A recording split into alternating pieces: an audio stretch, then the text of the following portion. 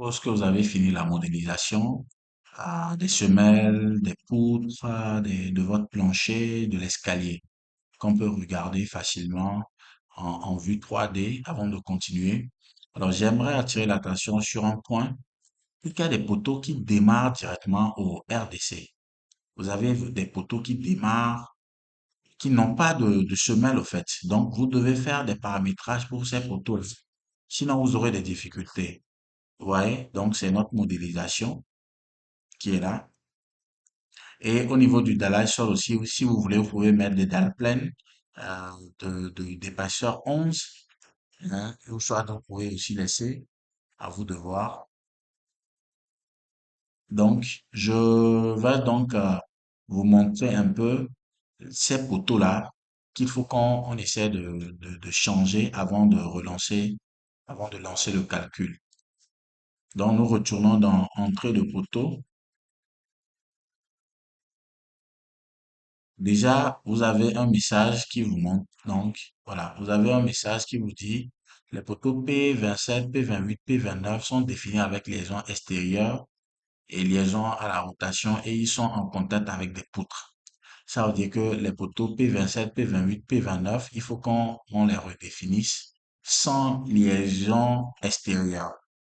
Vous voyez? Donc, on va chercher le P29, P27, P29 et on va les modifier.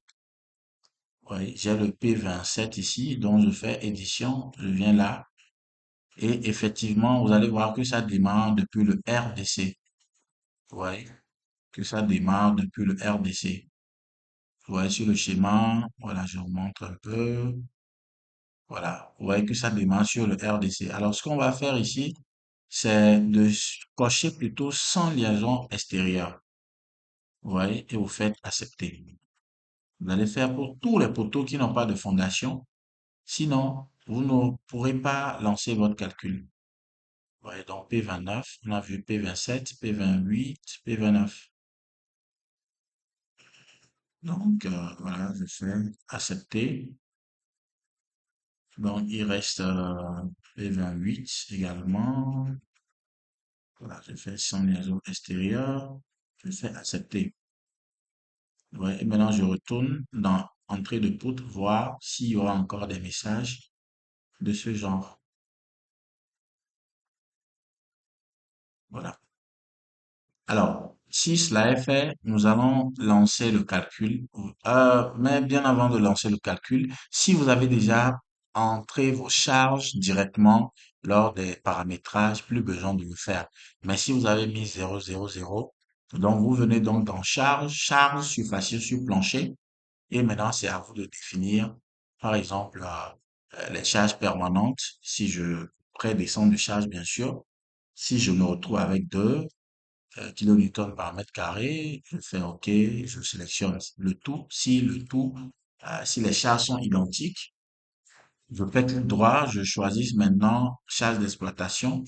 Comme la dalle est accessible, ça fait 1,5. Voilà. Donc, j'ajoute, je sélectionne encore un tout. Voilà. Parce que ici, je le fais pour, s'il y a des planchers, par exemple, ici au balcon, je pouvais modifier la charge. Vous voyez, je le fais pour que je puisse varier les charges en fonction. Donc, vous allez en haut, vous chargez également. Ici, la charge d'exploitation, comme le toit n'est pas accessible, ça fait 1. Donc, je mets sur le tout. Je fais également charge permanente. Après descendre de charge, je peux me retrouver avec un 5. Bon, ça, c'est des exemples, hein. Et puis, je prends également le tout. Le poids propre est pris déjà directement en compte dans le logiciel. Donc, plus besoin d'insérer le poids propre de vos éléments porteurs. Et ici, vous venez dans calculer l'ouvrage avec fondation et vous lancez le calcul. Vous voyez, ça commence à calculer. Alors, vous avez donc le rapport final de calcul de l'ouvrage. Si vous prenez le temps de bien paramétrer, de faire le prédimensionnement avant de passer à la modélisation, vous n'aurez pas assez d'erreurs. Ici, par exemple, résistance au feu, je n'ai pas pris en compte. Euh, je n'ai pas pris, donc il y a aussi des erreurs au niveau des poutrelles, des poutres et autres. C'est normal. Je vais fermer. Je vais vous montrer ce que ça donne. Alors, tout ce que vous voyez en rouge, ça veut dire que ça n'a pas marché.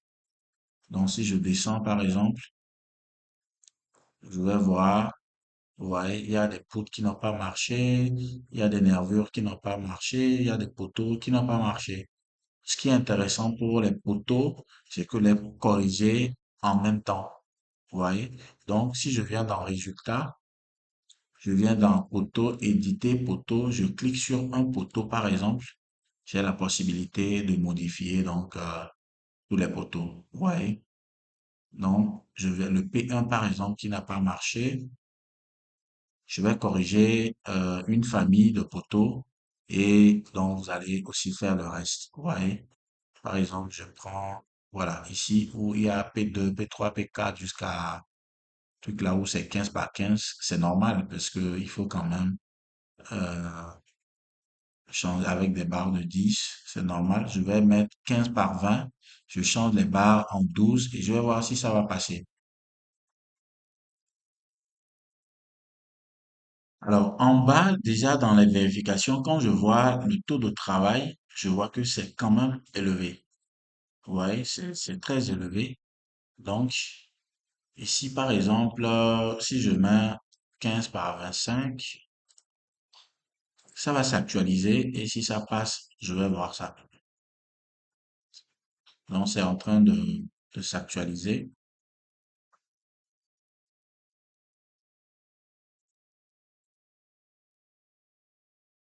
Je vois ici que quand j'ai changé en 25, il y a quand même beaucoup de photos qui sont devenues bleues, c'est-à-dire qui ont marché, mais il y a certains qui refusent. Je pense que c'est le P2 seul. Donc, je vais pas tout modifier juste pour faire plaisir à ce P2. Donc, je vais aller modifier directement le P2 euh, en peut-être, puisqu'il y a un poteau qui est proche qui transmet ses charges, c'est peut-être normal. Je vais peut-être aller changer juste le P2 après. Voilà. Donc, je viens ici, par contre, où je peux voir les poteaux en question. Je vais également changer ça en 15 par 25. J'attends que ça s'actualise. Ici, je vois que tout est coché. Les deux sont en bleu. Vous voyez que c'est coché également ici. C'est des barres de 10. Je peux les changer en des barres de 12 si je veux. Vous voyez, c'est pour vous montrer la correction au niveau des poteaux. Vous voyez. Pour le P1 aussi, on va essayer de corriger ça rapidement en mettant, par exemple, 15 par 20. Mais les 20, c'est à vous de voir par de quel côté vous allez prolonger les 20. Vous voyez, c'est pour ça il faut faire le prédimensionnement et voir à peu près les dimensions. Et en plaçant vos poteaux directement dans Archicad, mettez les dimensions qu'il faut à ce que le prédimensionnement donne et ça vous évite de faire trop de corrections. Vous voyez? Alors, je vois que ça n'a pas marché. En termes de taux de travail, je suis à 113. Donc, je vais mettre plutôt sur 15 par 25. Et je pense que ça va donc corriger l'erreur. Alors, effectivement, c'est coché. Ça veut dire que c'est bon. Ouais, plus un, même ça me propose des barres de 10. Ouais, donc si après vous voulez ajouter deux barres de 10 là, c'est à vous de voir. Vous pouvez renforcer et réduire le taux de travail de votre poteau. Alors pour juste, il reste juste le P, le P2. Ce P2 même, si je mets 4 barres, ici, je pense que ça peut rectifier l'affaire, hein. Si je ne veux pas encore bouger les dimensions, et juste pour le P2, je vais mettre 4 barres au lieu de 2. Voilà. Et vous allez voir que ça a corrigé. Donc après, je peux ajouter les épingles. Je peux cliquer sur étrier. Et puis, je choisis épingle. Je mets, j'ajoute, je clique juste dessus. Je clique là. Je fais accepter. Ouais. Donc, c'est pas compliqué. Cliquez sur étrier. Je vais réduire pour que vous voyez que vous voyez clairement. Alors, je vous remontre. Donc, je vous cliquez là, armature transversale. Vous voyez, vous cliquez et ça va vous faire afficher la fenêtre où vous allez ajouter. Voilà, donc vous choisissez hein, le type d'épingle que vous voulez et puis vous cliquez directement là, là, vous faites accepter. C'est simple. Donc, on va s'arrêter là pour la correction des poteaux. On va, pour ne pas trop faire durer la vidéo, nous allons maintenant faire une autre vidéo pour voir la correction des poutres.